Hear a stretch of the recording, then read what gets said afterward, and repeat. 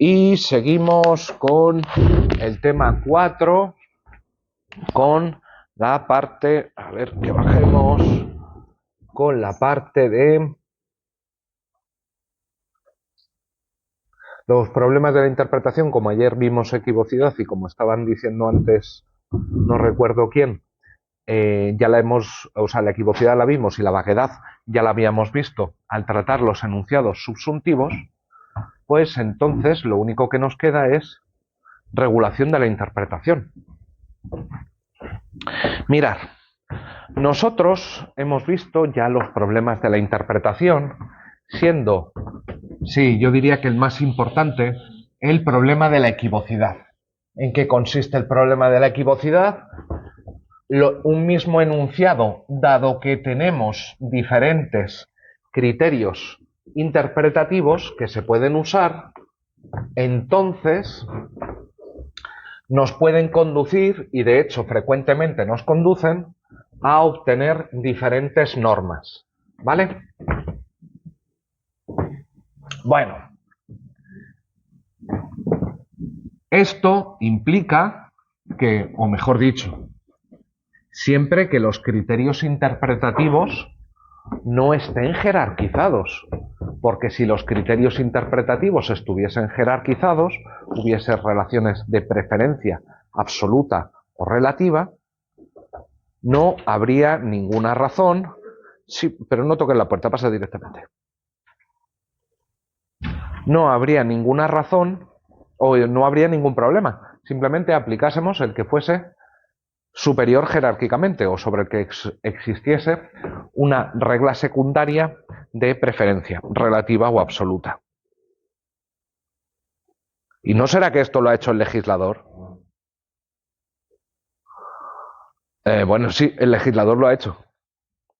De hecho, nuestros artículos 3 y 4 del Código Civil indican formas de regular, o perdón, indican cómo se ha de interpretar la ley.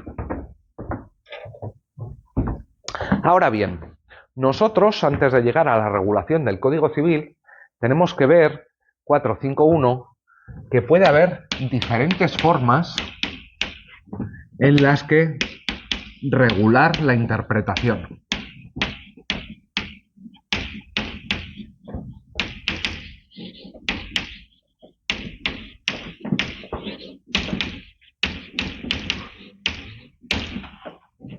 Sí.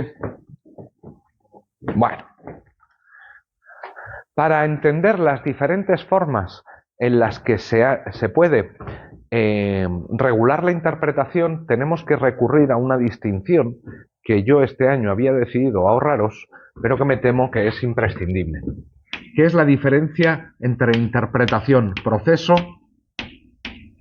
y producto o resultado. Esto se suele llamar la ambigüedad proceso-producto respecto de la interpretación. Ambigüedad proceso-producto. ¿Por qué o en qué sentido? Mirad, cuando hablamos de interpretación, podemos preguntarle a alguien, oye, o mejor dicho, cuando hablamos de interpretación, normalmente nos referimos a la actividad, al proceso, mediante el cual, a través de las reglas lingüísticas, es decir, criterios lingüísticos y metareglas, dotamos de sentido a los textos del legislador. ¿Sí? Claro, en este sentido, la interpretación sería aquello que sucede en nuestras cabezas para determinar el significado. ¿Sí?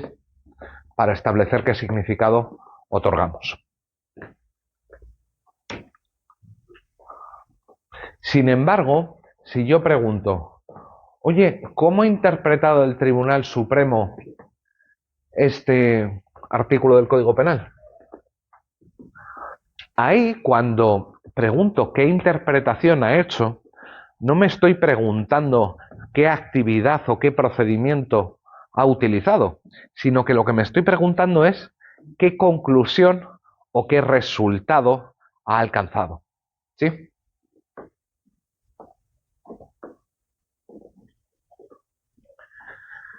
Si así están las cosas, pareciera posible regular la interpretación tanto desde el ámbito del proceso o actividad como del resultado o producto. Sí, si así están las cosas,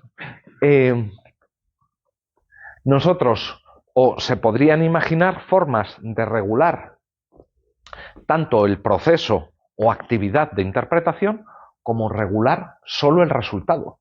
¿Sí? Y ahora veremos algunos ejemplos. Mirar, ¿dónde o en qué consiste la regulación del proceso o actividad? Pues hombre, siendo un proceso o actividad, pareciera que tiene que ser mediante reglas generales. Y aquí es donde juegan un papel importante aquello que vimos al principio del anterior punto, no, el anterior, el 4.3, sobre criterios interpretativos de primer orden y segundo orden. ¿Qué es lo que hace el legislador cuando regula la interpretación? Pues nos dice, estos son los criterios de primer orden y estos son los criterios de segundo orden. Estos son los métodos interpretativos que has de usar y esta es la preferencia entre ellos. ¿Sí? Preferencia o si hay alguno excluido, ¿sí? Si la exclusión es relativa o absoluta, etcétera, etcétera. Bien, hasta aquí. Mirad, esto es muy típico de nuestros códigos civiles. ¿Sí? Nuestro Código Civil en los artículos 3 y 4 regula la interpretación. Pero no es que sea una cosa nuestra. En realidad, la inmensa mayoría de códigos civiles europeos continentales y latinoamericanos son copia unos de otros. Se han copiado mutuamente. Y todos, o prácticamente todos, tienen regulación sobre la interpretación. También aquellos códigos civiles... No, seguimos en 451. ¿Eso puede explicar la interpretación, proceso y la producto de esto? Así, un resumen. A ver, si yo te pongo el enunciado, qué sé yo, el artículo 8 de la Constitución, por recurrir a un ejemplo. Vale. A ver, tú lo puedes interpretar de dos maneras diferentes, ¿vale? Puedes interpretarlo literalmente o puedes interpretarlo sistemáticamente.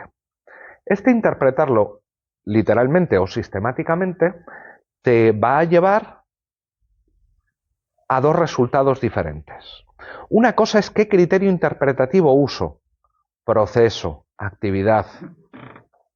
Otra es el resultado que alcanzo. La Guardia Civil forma parte, la Guardia Civil no forma parte de las Fuerzas Armadas. ¿Sí? Bueno, y siendo en el caso del proceso de actividad, ¿es el legislador el que establece ya los criterios que son los de primer orden y segundo orden? Exactamente. Cuando regula la interpretación, el legislador suele hacerlo poniendo criterios de primer orden y de segundo orden. Y esto es muy típico de nuestros códigos civiles, ¿vale? Hasta el Código Civil de Luisiana. ¿Sí? Luisiana tiene Código Civil.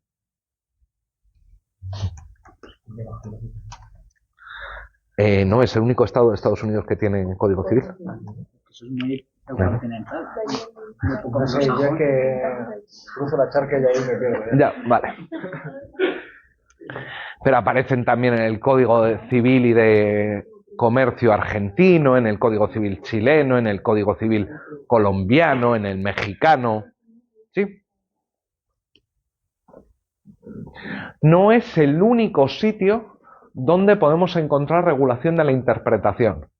Con la última ola de procesos constitucionales de finales del siglo pasado y principios de este, reforma de la Constitución mexicana, Constitución de Bolivia, Constitución de Ecuador. Ahí también se han introducido algunas reglas de carácter general sobre cómo se ha de interpretar. Por ejemplo, son varias las constituciones que incluyen la cláusula de que toda la Constitución, todos los tratados y toda la Constitución y todas las leyes deben de ser interpretados de manera conforme a los tratados internacionales de derechos humanos. ¿Sí? Ahí claramente te está diciendo no cuál es el resultado que tienes que alcanzar, sino cómo lo tienes que hacer. ¿Sí? De conformidad a los tratados internacionales. De derechos humanos. De derechos humanos. Perdón. ¿Cabe que se regule únicamente el proceso o producto de la interpretación? Sí, claro, por supuesto. ¿A alguien se le ocurre algún caso? Solo el resultado.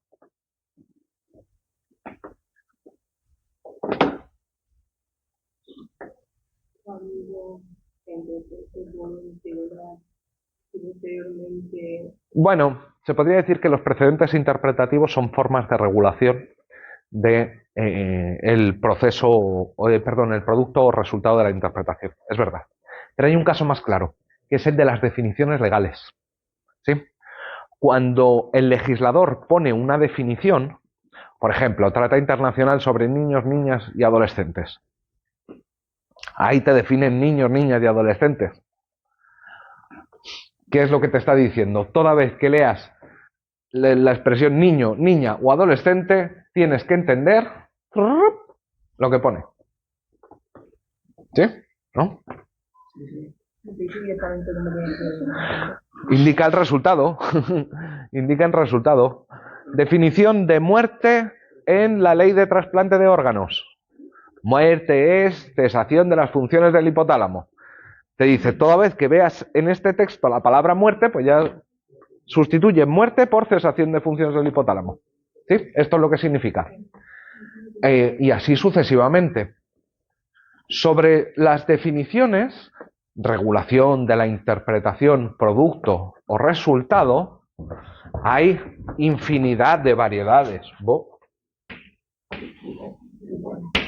Si a alguien le interesa, yo empezaría por leer a Hernández Marín, que en su momento se ocupó extensamente de esto. Y Matt pone cara de suspicacia. No hay tiempo, queremos leer, no hay tiempo. Ya, ay, señor pobrecito. Venga, dime. Es que usted ha relacionado las definiciones del legislador con la interpretación producto o resultado, ¿no? Usted ha dicho anteriormente de que en la interpretación producto o resultado es cuando aplicas diferentes reglas y llegas a resultados diferentes, ¿no? Ay, no, y Matt, ¿qué ha pasado en tu cabeza entre medias? A ver, en el proceso o actividad se regula cómo tienes que usar las reglas interpretativas, cuáles puedes usar y con qué preferencia o exclusión. ¿Vale? En el resultado directamente se te dice cómo has de interpretar. ¿Vale?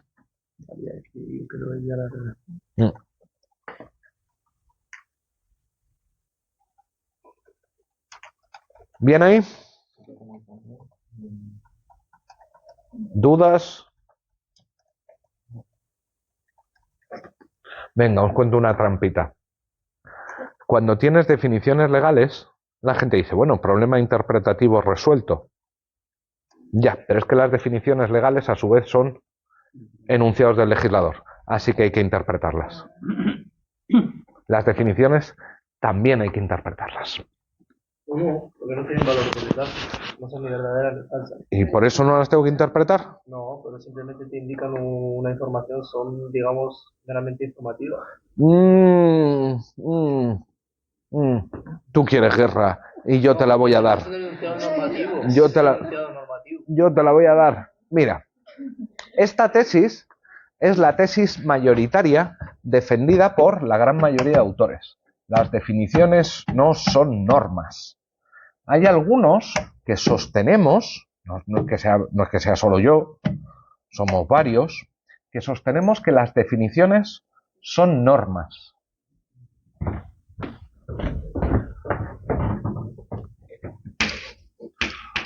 Muerte cuenta como cesación, funciones hipotálamo. ¿Alguien ve alguna norma aquí?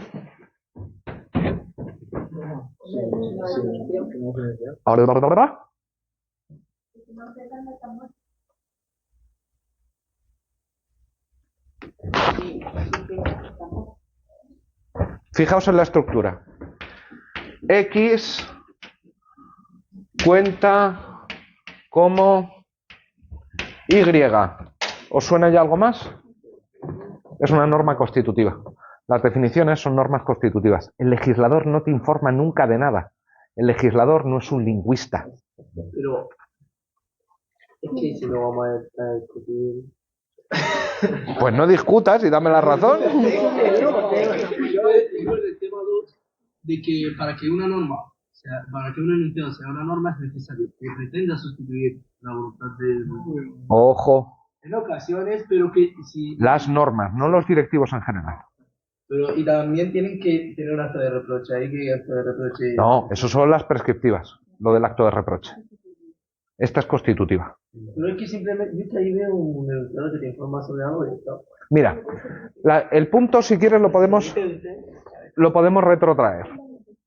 El legislador, cuando te dice el día 8 es el día de la Constitución y es fiesta nacional, te está informando. ¿Cómo que te está informando, Imat? Ahí lo que está haciendo es crear el día de la fiesta nacional. Lo que está haciendo es decir, este día, a partir de ahora, cuenta como festivo. ¿Qué diferencia hay con eso? Definiciones sobre muerte tenemos muchas. De hecho, podríamos discutir la verdad o falsedad de este enunciado. Podríamos decir, ¿pero la muerte es realmente esto? O vida. Llega el legislador y te define vida como o la concepción, o lo que queráis. Y dices, bueno, ¿puedo decir que el legislador ha cometido un error al definir vida? No. Tú podrás estar en desacuerdo con lo que dice el legislador que es vida, que qué va a contar como vida y qué no. Pero no es que tú puedas decir que esa definición es falsa, porque en realidad lo que está haciendo es decirte, si quieres indirectamente, debes interpretar por vida lo que digo aquí, debes interpretar por muerte lo que digo aquí. Esto implica transformarla en una norma prescriptiva. Yo no creo que sea una norma prescriptiva, dado que el reproche, si es que podemos hablar de reproche, sería la invalidez. Si tú decides conceder una donación de órganos sin que haya habido cesación de las funciones del hipotálamo, no lo sé si te van a sancionar. Lo que sí van a considerar es que tu decisión ha sido contraria a derecho. Inválida. No te estoy diciendo que estés equivocado. Te estoy diciendo que a mí me parece una tesis muy discutible.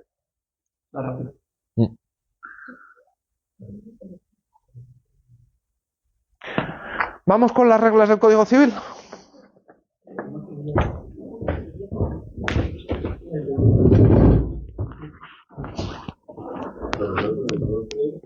Te escucho, Cosme. Legislación, como he dicho, es el proceso que se llega hasta interpretar una norma o un enunciado.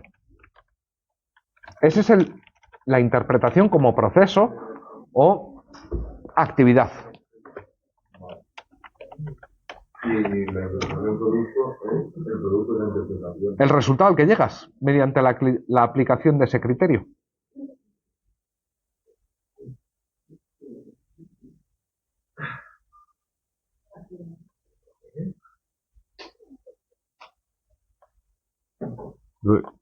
Oh.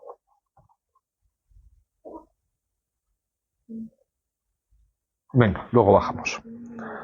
A ver. Leo. Artículo 3 del Código Civil. Las normas se interpretarán según el sentido propio de sus palabras en relación con el contexto, los antecedentes históricos y legislativos y la realidad social en el tiempo de ser aplicadas, atendiendo fundamentalmente al espíritu y finalidad de aquellas. La equidad habrá de ponderarse en la aplicación de las normas, si bien las resoluciones de los tribunales solo podrán descansar de manera exclusiva en ella cuando la ley expresamente lo permita. Bueno, vamos con este artículo y luego vamos al 4. ¿Vale? Una pregunta, profesor. Sí. ¿Este artículo se podría relacionar con el formalismo lingüístico de las teorías? Te voy a pedir que me lo contestes tú cuando termine la explicación. ¿Vale?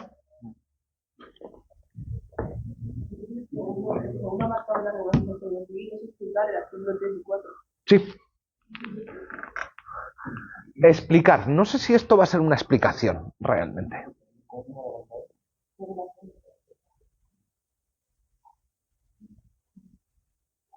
Tres, cinco, dos. ¿Estamos? ¿Sí? A ver. Tenemos algunos problemas derivados de esto, de esta regulación. El primero de ellos es ¿cómo tengo que interpretar el artículo 3 y el artículo 4? Porque se supone que para interpretar el artículo 3 y el artículo 4 ya tendría que saber lo que dicen el artículo 3 y el artículo 4. Lo que nos produce un problema de redundancia infinita. ¿Sí? Para saber cómo hay que interpretar los artículos acerca de la interpretación, ya tendría que saber cómo hay que interpretar. Segundo problemilla, sin acercarnos todavía al texto. A ver, el Código Civil es de 1800, ¿cuánto? 89. Tenemos que interpretar fuentes posteriores con base en esto y sobre todo tenemos que interpretar fuentes superiores con base en lo que dice el Código Civil, porque según esto habría que interpretar la Constitución con base en una fuente jurídicamente inferior, lo que suena muy raro. Otra cosa, cuando dice... Ah, no, este no dice la ley. Nada. Esto, ¿cómo decir? Para empezar. ¿Cómo? No, porque el artículo 1 también lo tienes que interpretar. Claro, bucle infinito. Recursividad infinita. Redundancia infinita, recursividad.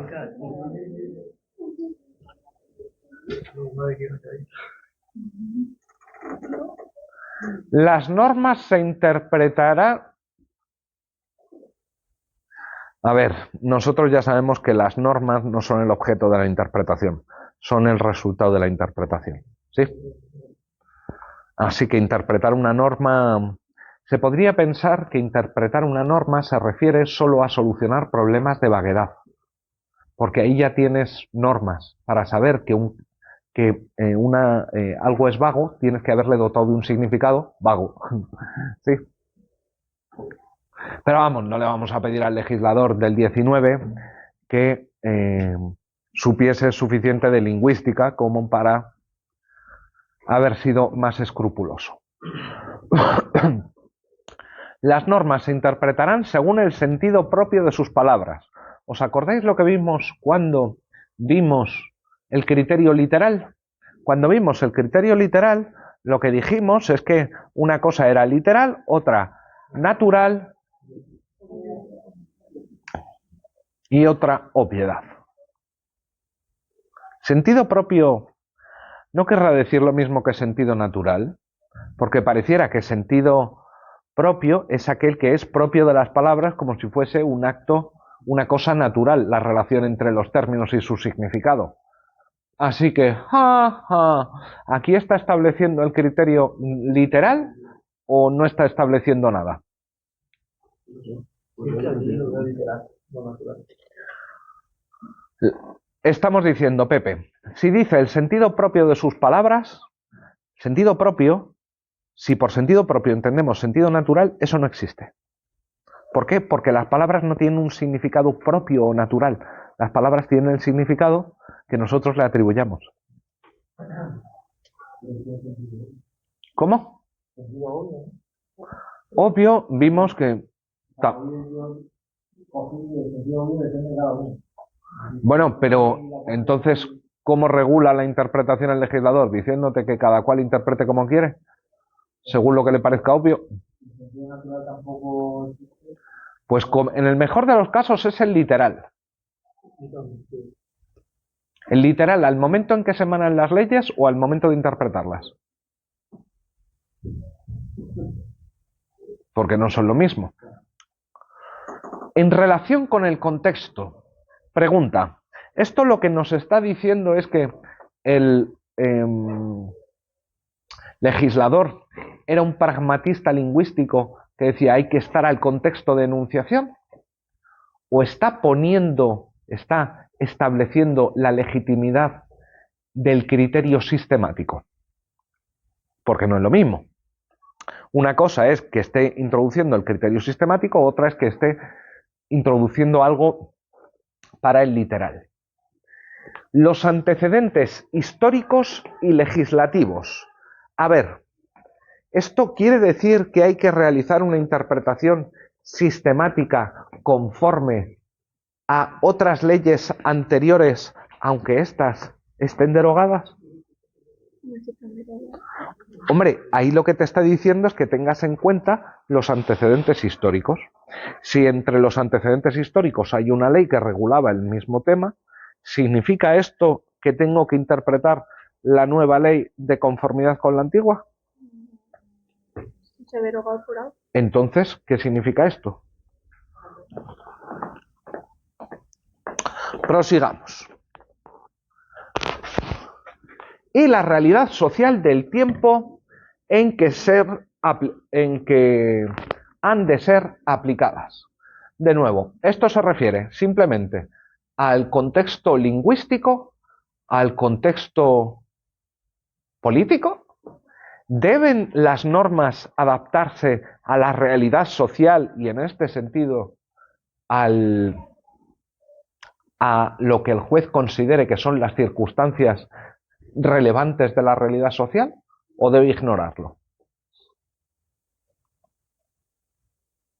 Atendiendo fundamentalmente al espíritu y finalidad de aquellas. A mí me gusta especialmente el espíritu, porque implica el uso de una ouija u otros medios de invocación espiritual para determinar el espíritu de la ley. La finalidad de aquellas se refiere a la intención del legislador o es el argumento teleológico.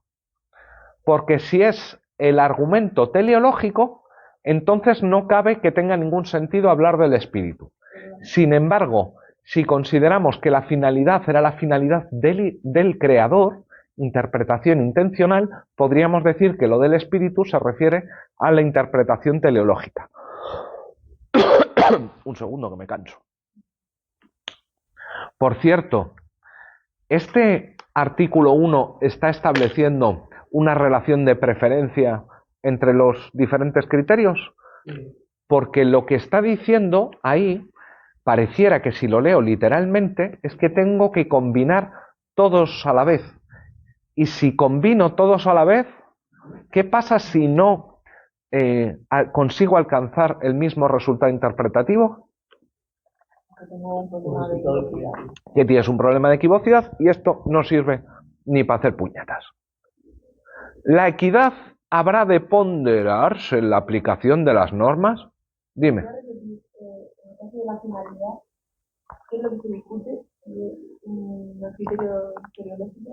Esto en realidad no lo discute nadie. Esto, en realidad, basta tener dos dedos de frente para verlo. Finalidad Nada, sí lo han discutido civilistas, pero los civilistas siempre han tratado de reconstruirlo de manera racional. Yo lo que os estoy intentando mostrar es que se puede reconstruir de manera racional de 7 maneras diferentes. Y si se puede reconstruir de 7 maneras diferentes, entonces no sirve para nada. ¿Sí? A ver, espíritu Ouija. Finalidad podría ser intención o criterio teleológico. Ahora bien, si digo que finalidad es teleológico, espíritu no significa nada. Si sin embargo digo que finalidad significa intenciones del legislador, podría decir que espíritu es el teleológico. ¿Sí? ¿No? Si digo que finalidad es el intencional, está introduciendo el criterio intencional, podría, para dotar de sentido a todos los términos, a todas las predicciones, podría decir espíritu en realidad quiere hacer referencia a las razones objetivas que justifican la norma, criterio teleológico.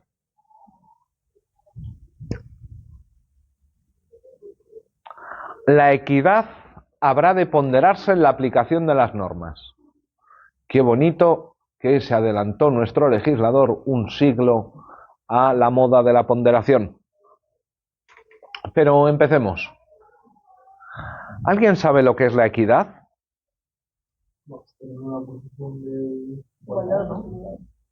Equidad significa igualdad. Y si hay igualdad, significa que es sinónimo de justicia. Así que la justicia habrá de ponderarse en la aplicación de las normas. Es decir, que cuando una norma te parezca injusta, la dejas de aplicar. ¿Cómo se dice equidad, igualdad, justicia? Equidad es igual a igualdad. Sí. Bueno, no. ¿Igualdad significa lo mismo que justicia? No. ¿No? Te estoy intentando convencer para que le des la razón, pero no te va a funcionar, Imán. No. Es que no lo veo. ¿Que no lo ves? A ver, John Rawls. John Rawls lo que pretendía era establecer una serie de criterios para determinar cómo se iban a distribuir bienes, derechos y deberes. Y crea el principio de libertad y el principio de igualdad. Parece que en la noción de igualdad está implicada la noción de justicia. No. ¿Significada o qué significa? ¿Qué significa? Igualdad. La igualdad es justicia, la situación. No tiene por qué. No. Significa que no hay igualdad y no hay justicia. Muchas. No, pero si es igualitario, no. En teoría Es que estás entendiendo igualdad como equiparación exacta. E igualdad no. Ay. A ver, cuando hablamos de justicia, si nos vamos a Aristóteles, significa dar a cada uno lo suyo. Mirad, esta fórmula, ¿sabéis para qué sirve? Para absolutamente nada. ¿Por qué? Porque dar a cada cual lo suyo, muy bien. ¿Y qué es lo de cada cual? Así que no sirve para absolutamente nada. Lo que necesitamos es un criterio de justicia. Es decir, un criterio para establecer qué corresponde a cada uno. Como por ejemplo, a cada cual según su mérito, a cada cual según su esfuerzo, a cada cual según sus necesidades, a cada cual a partes iguales.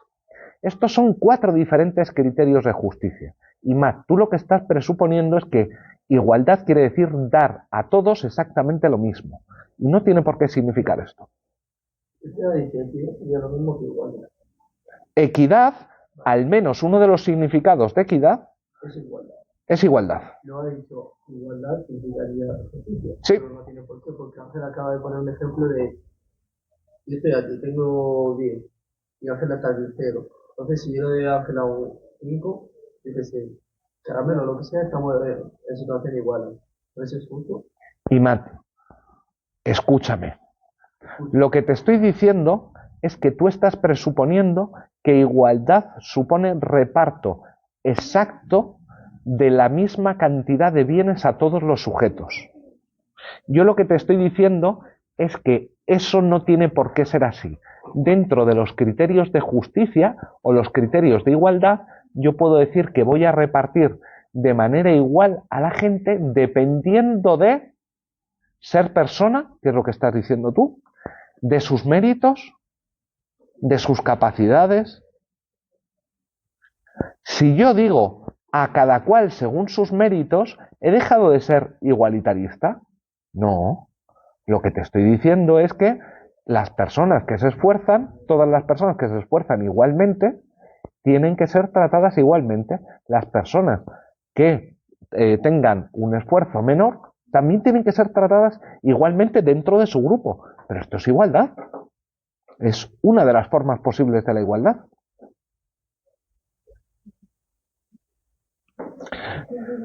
¿Entiendes? Igualdad como igualación total, y esto no tiene por qué ser así.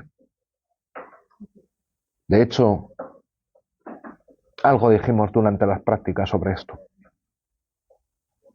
La equidad habrá de ponderarse. ¿Significa esto que cuando un juez considere que la norma es inequitativa, puede ponderarla y desaplicarla? Si bien las resoluciones de los tribunales solo podrán descansar de manera exclusiva en ella cuando la ley expresamente lo permita. ¿Solo se puede ponderar cuando la ley expresamente lo permita? ¿La ley lo permite en algún caso? Que yo sepa, no.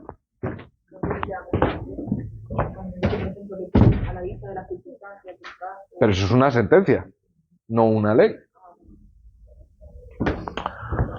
Procederá la aplicación analógica de las normas cuando éstas no contemplen un supuesto específico, pero regulen otro semejante entre los que se aprecie identidad de razón. A ver, esto parecería establecer el criterio interpretativo de igualdad, perdón, de analogía. ¿Significa esto que está incluida también la analogía juris? Porque si estamos hablando de interpretación, ¿o es solo la aplicación?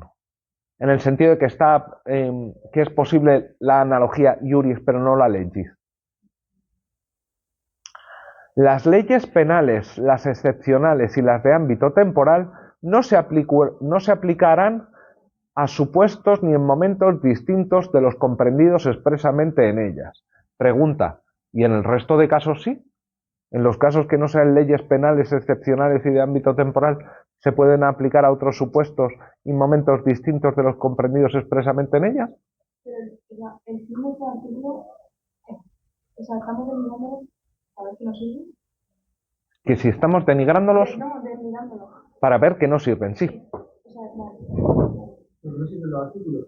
O sea, que no cumplen el 15 de diciembre. En absoluto. Y ahí se ve. Y ahí siguen. Veremos que hay alguna razón para hacerlo, para que sigan ahí. El 4.3 me lo salto porque ese ya sí que no es interpretación. Es una regla de reenvío. El segundo apartado, ¿cuál era la política? Las leyes penales, las excepcionales y las de ámbito temporal no se aplicarán a supuestos, y en los casos que no sean leyes penales, excepcionales y de ámbito temporal, ¿se pueden aplicar a otros supuestos diferentes de los comprendidos expresamente en ellas?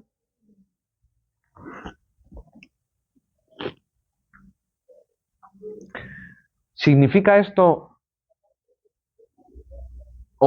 Significa esto. ¿Esto es una lista exhaustiva de los criterios interpretativos?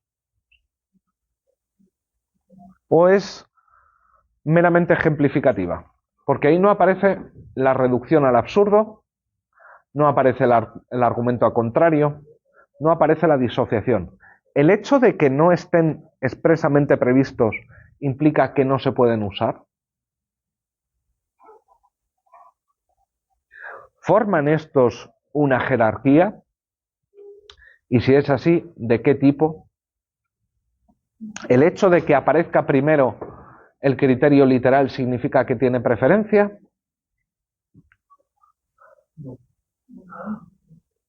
Pues más bien no lo sabemos, porque se pueden interpretar estas normas del Código Civil de 72 maneras diferentes. El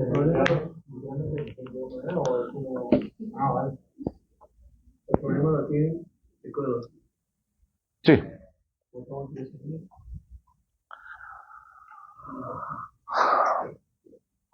Hoy en día sabemos mucho más de interpretación jurídica de lo que se sabía en el 19. Y sin embargo, ahí sigue. Y cuando hay reformas del Código Civil, esto no piensa en tocarse. Y cuando en otros países se crea un nuevo Código Civil, siguen repitiendo las mismas cosas. ¿Se podría crear un sistema en el que se dijesen estos y solo estos son los criterios de interpretación usables? Y esta es la prelación de los criterios interpretativos. Curiosamente, el legislador ha sido prudente y jamás ha regulado la interpretación así. Jamás. ¿Por qué? Porque sabe que sería pillarse los dedos con la tapa del piano. Porque sabe que implicaría alcanzar resultados interpretativos absurdos. Y para eso se está quieto. Y está ahí de manera ritualista, porque no te puedes tomar en serio los artículos 3 y 4 del Código Civil porque son como un chiste mal contado. Cualquiera que tenga el ojo un poco afinado, pues se da cuenta de que no sirven absolutamente para nada. Y con esto terminamos, al menos hasta la pausa de después. Sí, efectivamente estamos hablando de los efectos jurídicos indirectos del soft law. Primero tenemos que decir lo que no son los efectos jurídicos. Los efectos jurídicos no son el hecho de que una norma cumpla con sus fines o sea aplicada. No es tampoco que la norma tenga asociada algún tipo de consecuencia. No es tampoco el mero reflejo de la existencia de una norma. Y esto era lo que estaba explicando. ¿Por qué? Porque tenemos normas en el ordenamiento que no producen efectos, leyes en vacatio legis, normas suspendidas,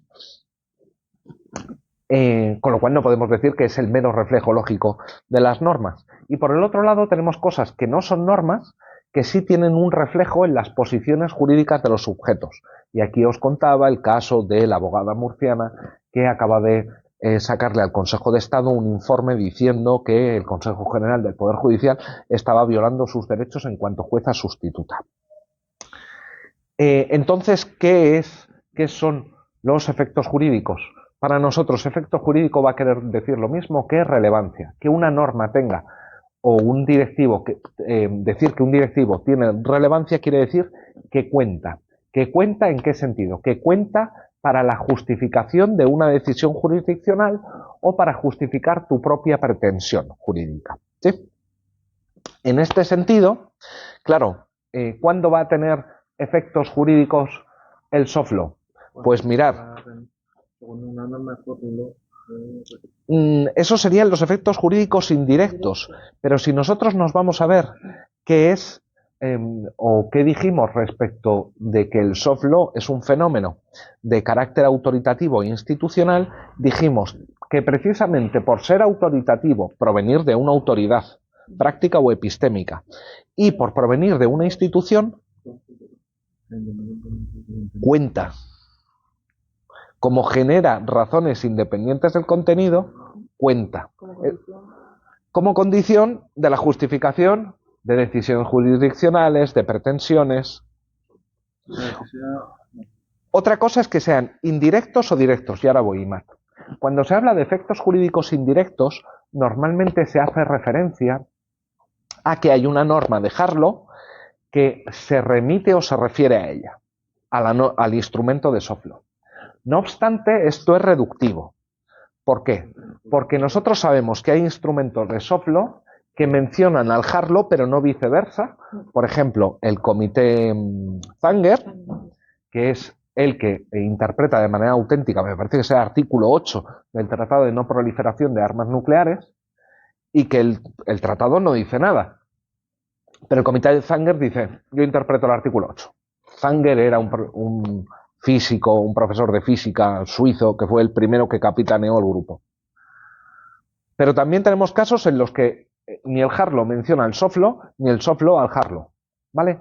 Y sin embargo, los operadores jurídicos, a través normalmente de principios jurídicos, los vuelven indirectamente o le otorgan efectos jurídicos indirectos. No obstante, nosotros sabemos que también hay casos de efectos jurídicos directos y no únicamente relevancia. Y tenemos al menos dos casos. Bueno, uno, os conté. Que es el valor incidental de la declaración de valor incidental por parte del Tribunal de Justicia de la Unión Europea de un determinado instrumento de soft law. ¿En qué consiste esto? Que llega el Tribunal Superior de Justicia de la Unión Europea, el Tribunal de Justicia de la Unión Europea y dice esto es vinculante. ¿Sí? Esa es la doctrina del valor incidental. Por su propia naturaleza, es decir, porque a ellos les da la gana, es vinculante. También hay casos, esto a título meramente informativo, en el que el soft law tiene efectos incluso vinculantes porque simplemente hay un consenso general respecto de que los tiene. Por ejemplo, los acuerdos de Basilea 1, 2, 3, 4 y 5. ¿Qué son los acuerdos de Basilea? Los acuerdos de Basilea son los acuerdos intercambiarios, es decir, entre bancos centrales de diferentes países, que un día se sentaron y dijeron, tenemos un problemita, o ponemos reglas comunes o esto se nos va a ir de las manos. ¿Y qué es lo que hicieron?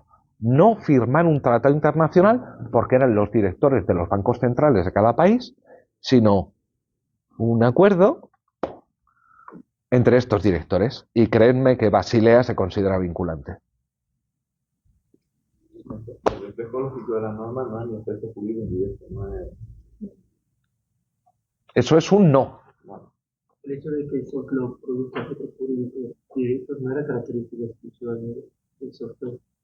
No, no es característica exclusiva del soft law, pero no es característica de todo el soft law.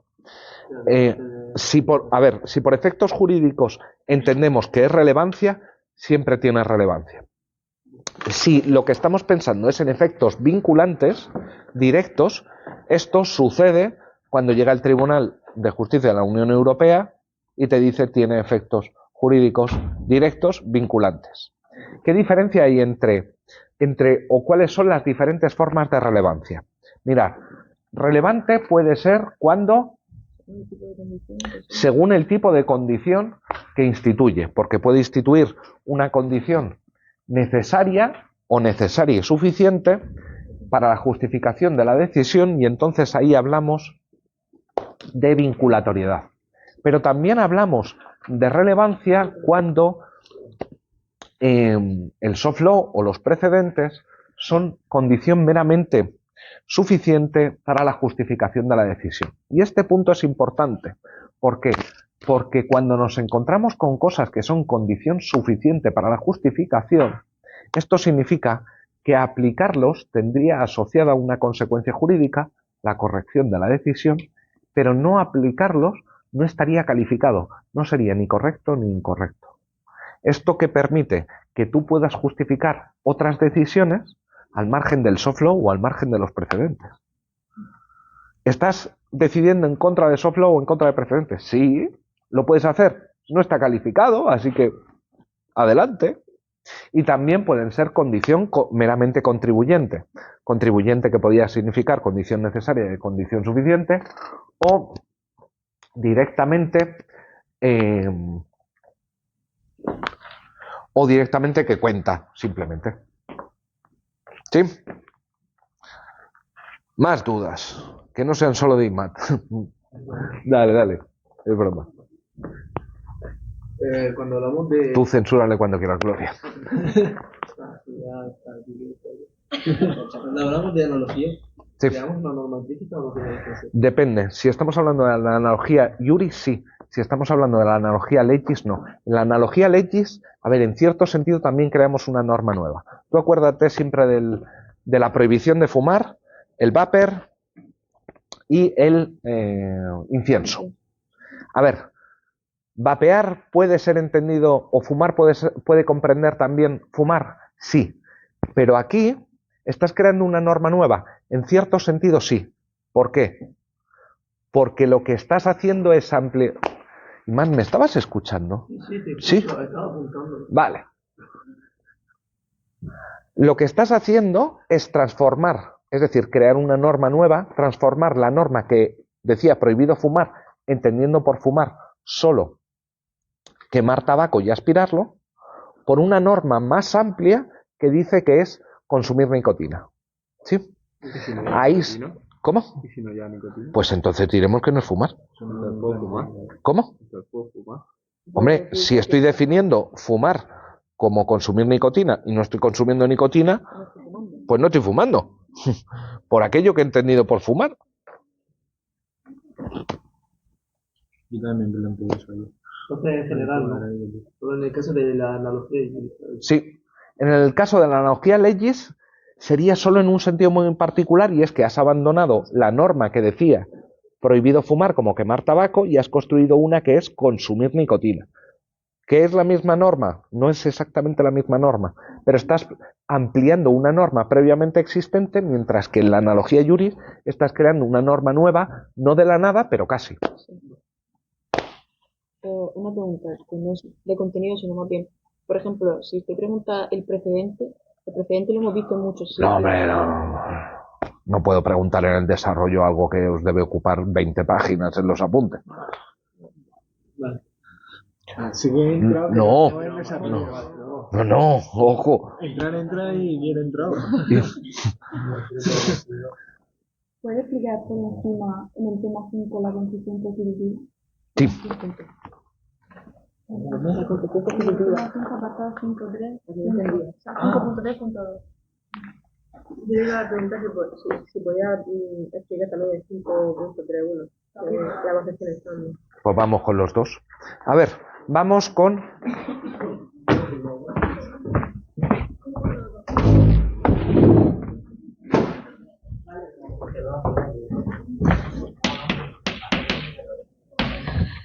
Quien mate 15 años de cárcel.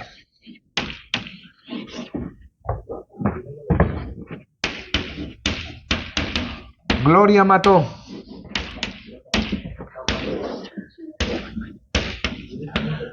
Gloria, 15 años de cárcel. A ver, vamos para allá. Tenemos claro que la premisa mayor es una norma, ¿verdad?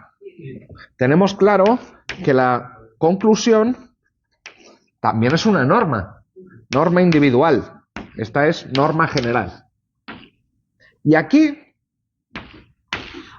lo que ha venido diciendo todo el mundo es que aquí lo que hay es un enunciado descriptivo, un enunciado con valores de verdad, un enunciado sintético descriptivo, que da cuenta de cómo es el mundo o cómo ha sido el mundo.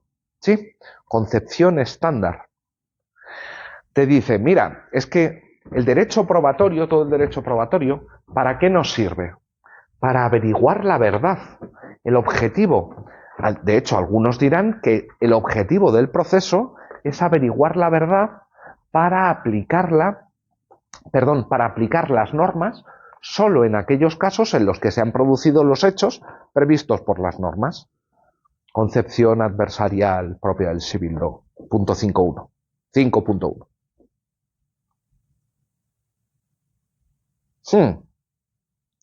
¿Estamos seguros de esto?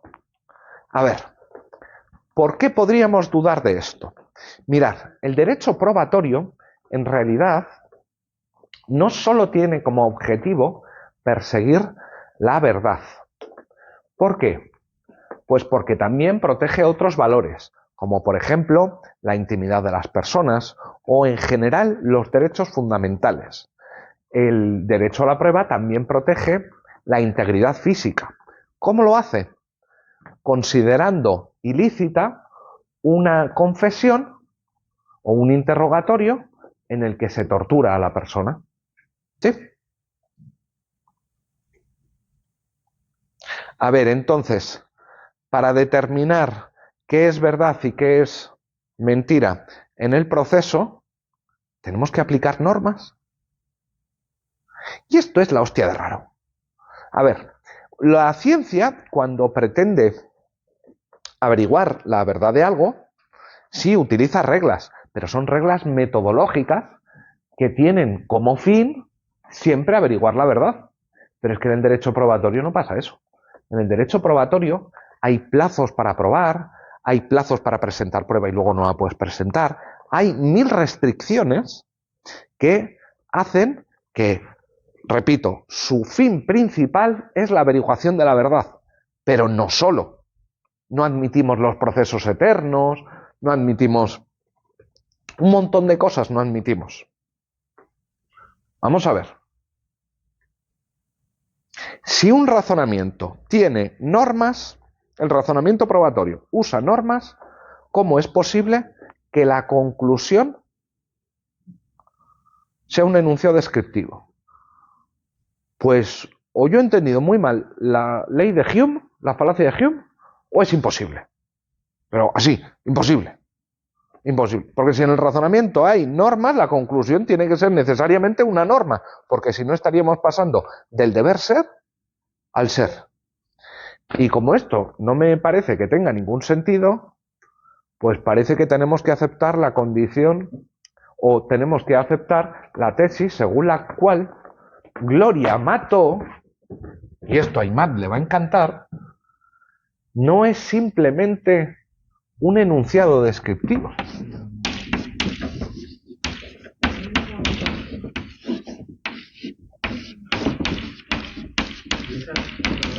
Espera, voy.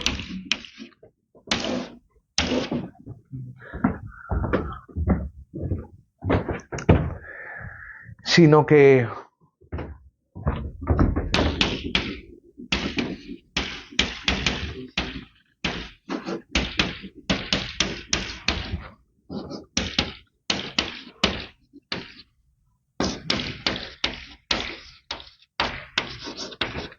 que sería más bien esto. No es Gloria Mató, sino Gloria Mató cuenta como probado. ¿A qué nos recuerda esto, Imad? La muerte cuenta como cesación de funciones del hipotálamo, X cuenta como Y, norma constitutiva. Norma constitutiva en el que el primer supuesto de hecho efectivamente es un enunciado con valores de verdad. Esto no lo pongo en duda, pero lo que es la premisa es todo. Precisamente por esto tiene sentido hablar de precedentes sobre hechos. No os iba a contar el último punto, pero os lo cuento un poco. Cuando hablamos de precedentes hablamos de rationes decidendi. Cuando hablamos de rationes decidendi hablamos de normas generales. ¿Cómo es posible que haya precedentes sobre hechos? Así. ¿Os acordáis que os conté el caso infame en que un juez italiano sostuvo que no se podía violar a una mujer que llevaba jeans porque no se les podía quitar en contra de su voluntad? Donde pone Gloria Mató, poner no se le pueden quitar a una mujer los jeans en contra de su voluntad. Cuenta como... ¿Sí? Amigo, por ahí. Porque si no, te dicen, no, los precedentes o sus rationes decidendi tienen que ser siempre normas. He aquí la norma. ¿Vale? Volviendo al tema de, bueno, la concepción constitutiva, la concepción estándar, la diferencia es que las premisas son descriptivas. En la concepción estándar es un enunciado descriptivo. En la concepción constitutiva es una norma constitutiva. Pero en ambos casos se tiene que probar el hecho secundario para llegar al hecho principal. De hecho, es que no tiene nada que ver. En ambos casos hay que probar el hecho secundario es lo que ya sabemos. Lo que hay que probar es el hecho primario. Pero eso es independiente de que consideres de que suscribas la concepción clásica descriptivista o la concepción constitutiva. Más preguntica.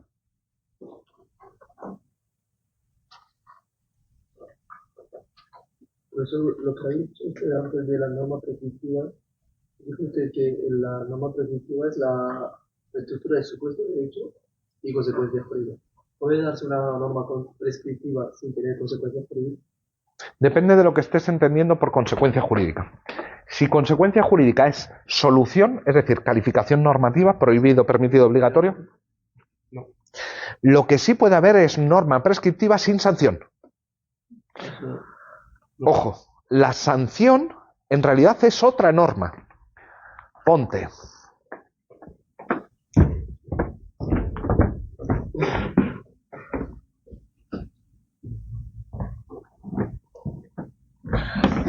Cuando decimos, venga, quien mate 15 años de cárcel,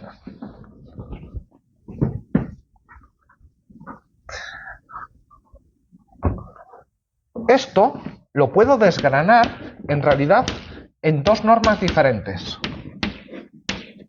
Una norma que me dice prohibido matar. Y una segunda norma que dice que el juez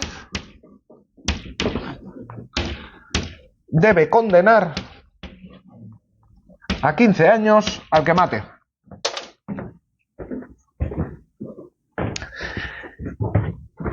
Si la consecuencia jurídica es prohibido, ok, no puede no existir esta consecuencia jurídica. Si por consecuencia jurídica te refieres a la sanción, puede existir norma prescriptiva sin sanción. Pero como regla general, siempre se tiene que respetar la estructura.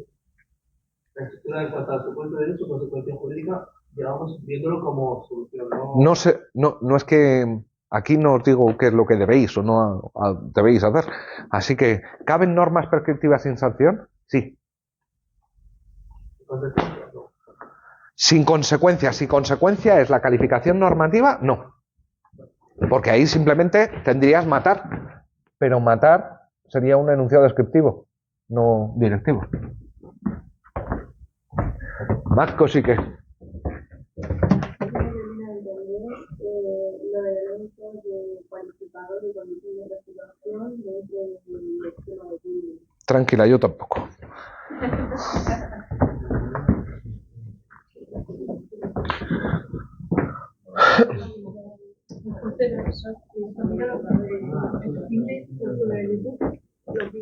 Voy a intentar subirlos esta noche o, o lo más tardar mañana por la mañana. Sí, porque además me voy, así que...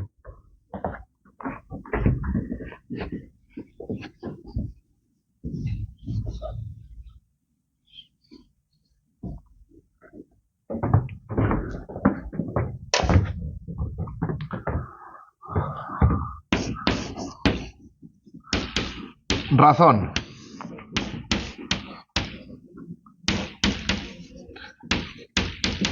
Pretensión. Garantía.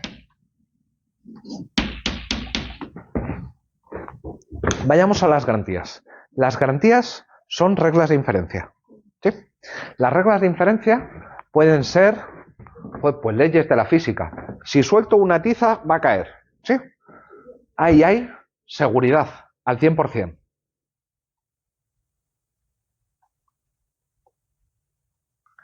Si me vacuno, ¿es seguro que no me voy a enfermar de gripe?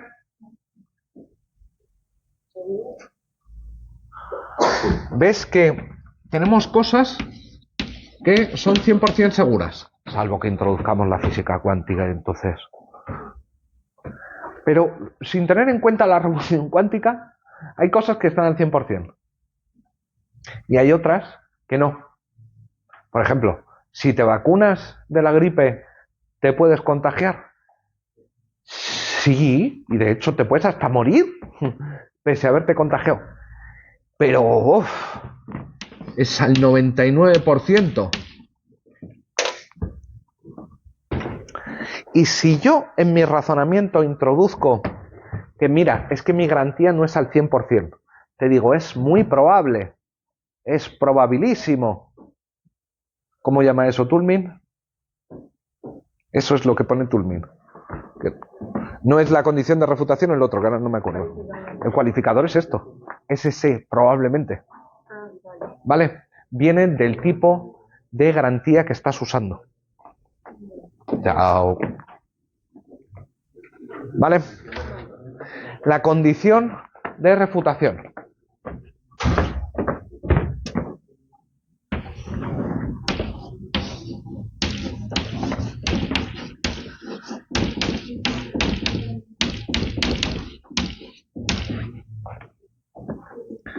Venga, pongamos que lo que queremos probar es que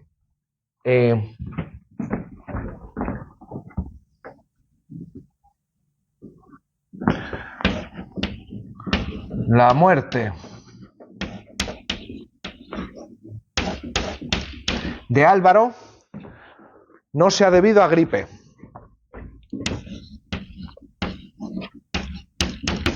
Y lo que decimos es que Álvaro se vacunó de la gripe.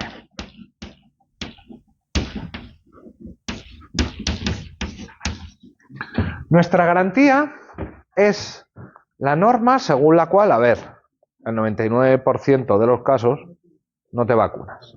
O sea, si te vacunas, no enfermas. Y decimos, cuidado, solo en el 99%, probablemente. ¿Vale? ¿Hasta aquí vamos bien?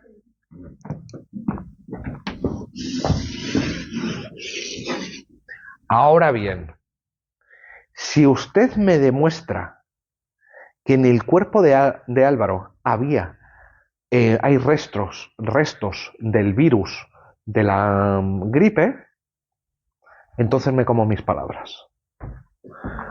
La condición de refutación es decirle a la contraparte, al interlocutor, qué hechos te tendría que demostrar para que tú renuncies a la pretensión. ¿Vale? La garantía es la regla puente que hay en la regla.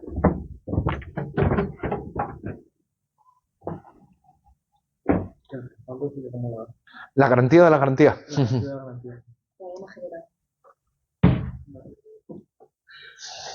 A ti te voy a empezar a cobrar 1 euro por pregunta. En el 2.2, profesor. Tipo de norma. Yo me acuerdo perfectamente de cuál es el 2.2. Sí, tipos de normas. Que donde vimos lo de La preciso, norma débil, fuerte.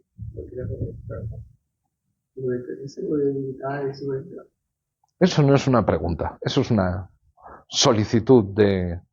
No, mira, no me acuerdo. La respuesta es no me acuerdo. No, vale. La respuesta no valía. No válida, pero. Insatisfactoria, pero válida. No, inválida. No, pero mira, ya que estamos con el tema con eso, yo eso no lo entiendo. ¿El qué? ¿Lo de permiso débil, permiso? Permiso débil, o sea, porque dice que lo puedes entender como una norma y después como Una proposición normativa. pero no entiendo qué quiere decir cada una. Por eso era si no entraba, pues estaba la pared. A ver, ¿entendimos la diferencia entre permiso fuerte y permiso débil? Pero si lo recuerdas, tampoco. Yo os digo, permitido beber, poner una botella y beber durante el examen. ¿Vale? ¿He dicho algo sobre la comida? No. Vale. Alguien podría decir, dado que no está prohibido, está permitido. Eso sería como... ¿Es el fuerte o el débil? El fuerte es el del agua. Yo he dicho que podéis tener agua encima de la mesa. Ahí hay norma, porque la he creado yo, que establece un permiso. Sí. En el otro caso no me he pronunciado. Ausencia de prohibición. Ausencia de prohibición.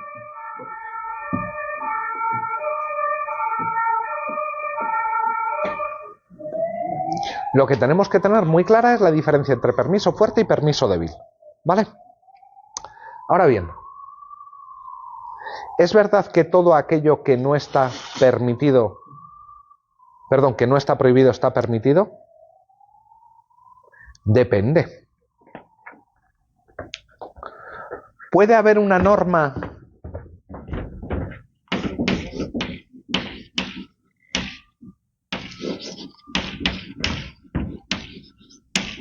general de permisión que te diga exactamente eso? Todos los comportamientos que no están prohibidos están expresamente permitidos.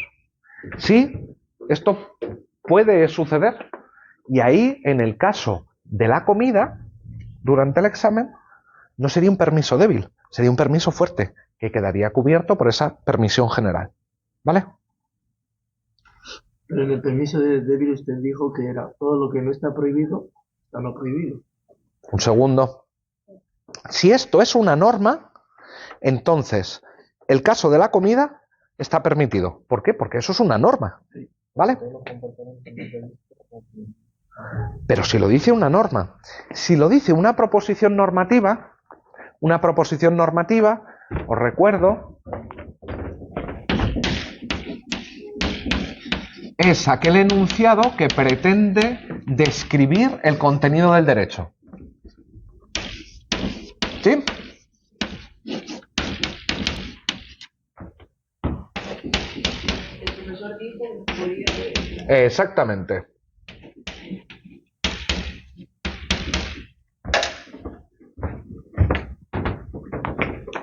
Ahora bien, si es una proposición normativa, cuando digo todo aquello que no está permitido, todo aquello que no está prohibido, está permitido, ¿permitido qué significa ahí? Permitido significará o bien permiso fuerte o bien permiso débil. Si significa permiso fuerte, lo que estoy afirmando es que efectivamente ahí está la norma general de permisión. Y eso es contingente.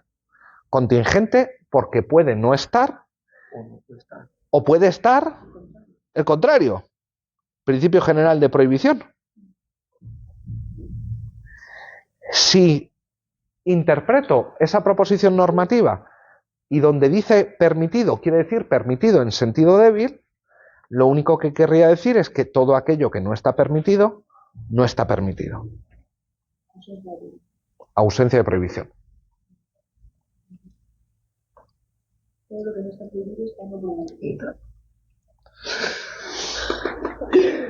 Adiós. Si lanzamos una moneda al aire, Me la quedo yo.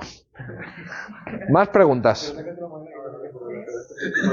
no entiendo el silogismo disyuntivo.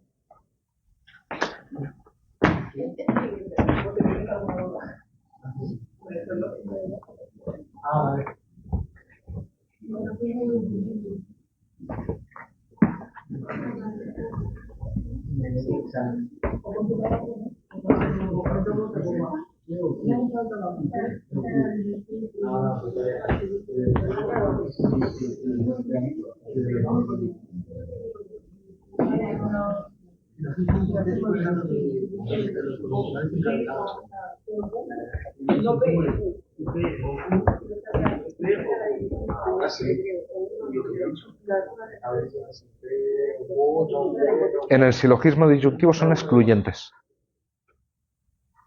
Hay el silogismo disyuntivo y el silogismo hipotético, ¿verdad? Sí. Sí, el hipotético, yo tengo que el hipotético es depende del estado uno. Si llueve me mojo, si me mojo enfermo, sí. Si llueve enfermo, sí. Es silogismo hipotético. Sí. Y luego tengo también ¿El disyuntivo? la disyunción excluyente, que es como un artículo o artículo, luego un artículo y un artículo. Y entonces después tengo otro del silogismo disyuntivo. Que es que tengo que hacer una disyunción excluyente. A partir de esa disyunción se forman dos condiciones. Esa es la disyunción.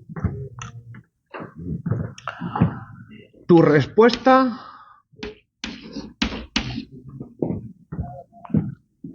es correcta o incorrecta. Si es correcta, apruebas. Si es incorrecta, conclusión, o apruebas o no apruebas. Y esto es, Disyuntivo. pero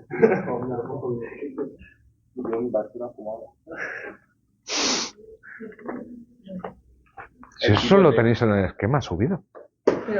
Pero gusta hacer fotos, no voy a decir. Luego esa foto no la miraba. Pero Escribirlo sí ayuda. es hipotético, ¿no? Yo tengo el hipotético es otro. Sí, no, el hipotético, ese no es el hipotético. Ese es el hipotético, creo. No, este es el disyuntivo. ¿El silogismo disyuntivo? Claro. Es que Lo ve ¿Sí? a partir de Ah, un vale, vale. enunciado por las condicionales. El hipotético es como el mira, si lo mismo dice un tío, no puede relacionado con que si eliges este, no dejes tú. Y crema.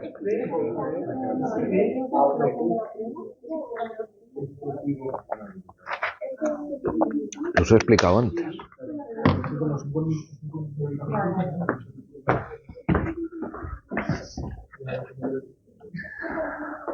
A ver, de nuevo, hay que tener clara la diferencia entre reglas de inferencia o reglas puente y criterios o sistemas de valoración de prueba. Las reglas de inferencia lo acabamos de ver. Es lo que me permite pasar del hecho secundario al hecho inicial, de lo que sé a lo que no sé. Son enunciados de carácter general que me permiten pasar con mayor o menor probabilidad, a ser posible, probabilidad del 100%, a el hecho secundario. ¿Qué son los criterios o sistemas de valoración de la prueba? Pues mira, son normas. ¿Normas acerca de qué? Normas acerca de las reglas de inferencia. De las reglas de inferencia que se pueden usar.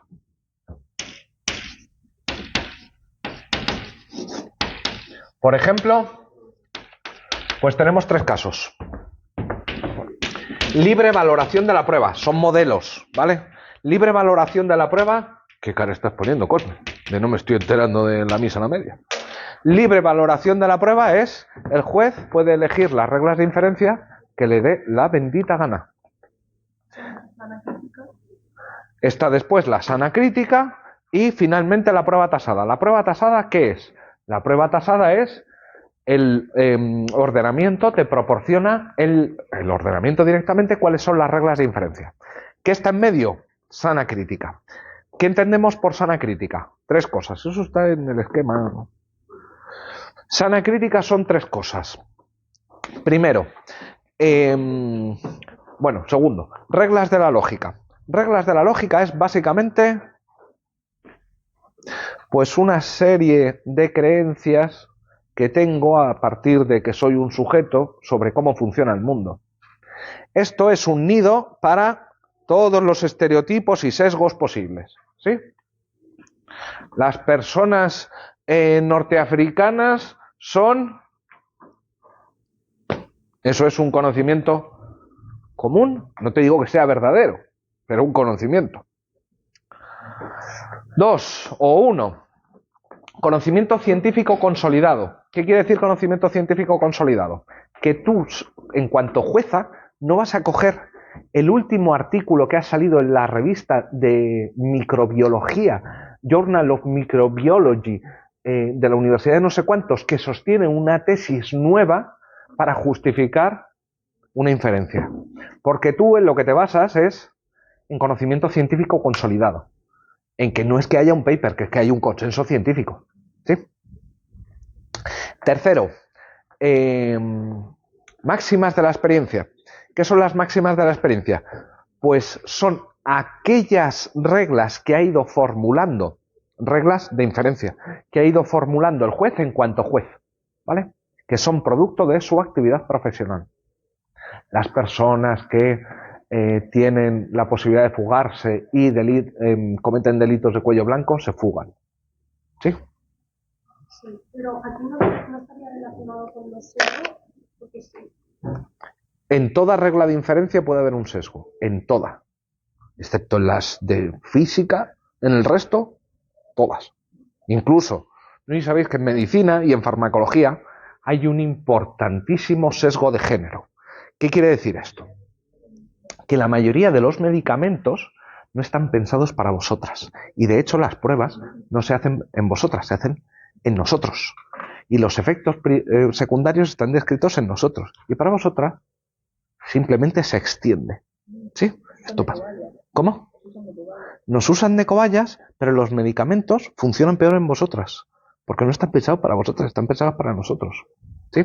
Lo mismo que en medicina hay un sesgo claramente de género cuando estamos hablando de dolor.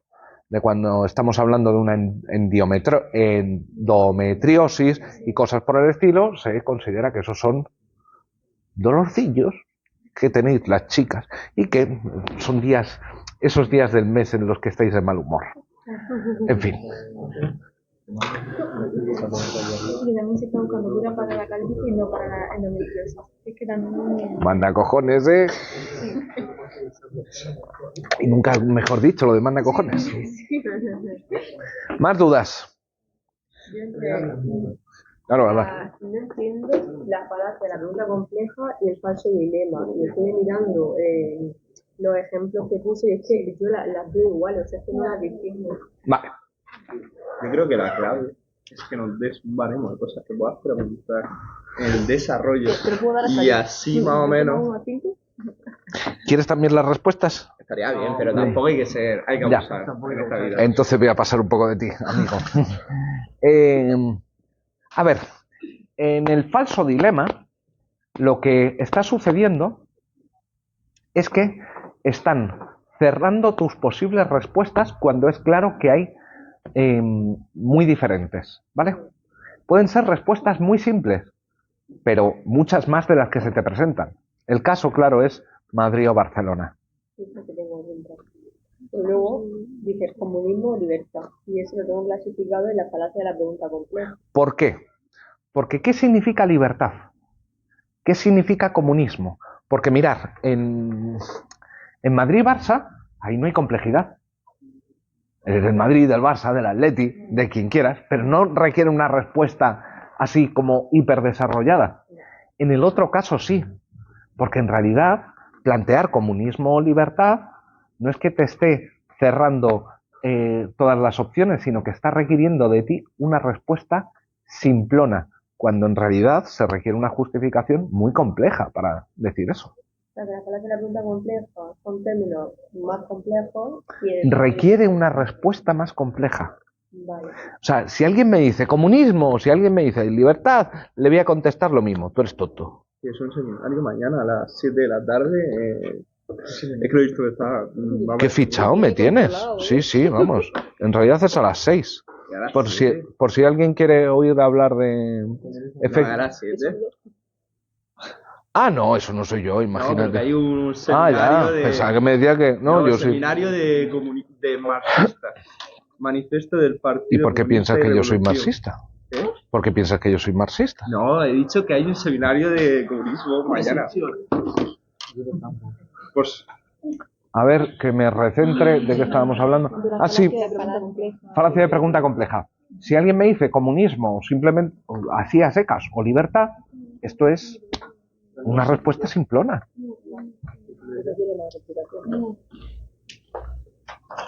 Uy, sí, ya es la hora. Chao, Cosme. Profesor, Sí. tenía de quedarse el seminario. Ya no vamos en el examen. De piedad, profesor. Señor, ten piedad. Misericordia.